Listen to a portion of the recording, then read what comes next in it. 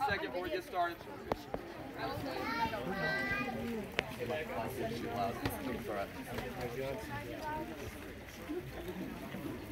All right, first I want to thank you guys for coming out tonight. This is a really cool thing to get to do.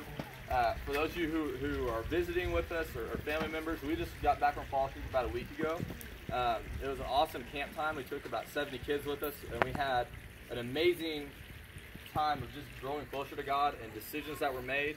And for some of our students, this is the next step of the decisions they made at Falls Creek. It is the baptism. If you were to ask me what do I believe about baptism, I believe baptism is the outward showing, the public display of the inward decision you made to follow Christ. You do not have to be baptized to be saved, but it's that next step you take. Right? You made a decision, that internal decision you made, but now you want to let other people know that public proclamation that you accepted Jesus. And so we have 4 students tonight that have made that decision.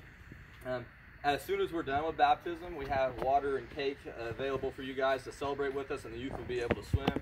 But this is kind of a sacred little bit of time we want to spend right here. That's why we're not letting everybody splash on the pool. But this is a time for our 4 students to get to make that statement in front of their families. We're going to do it right here, probably facing that way if you want to line up around the pool on that side here in a second. And we have 4. We're going to video the whole thing, and we have to show it at church next week. We get to show it at church next week. Right.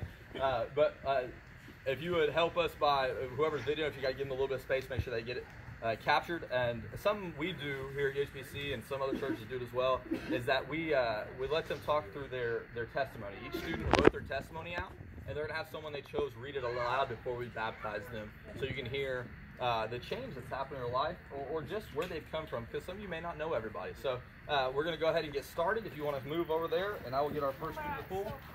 We'll get going.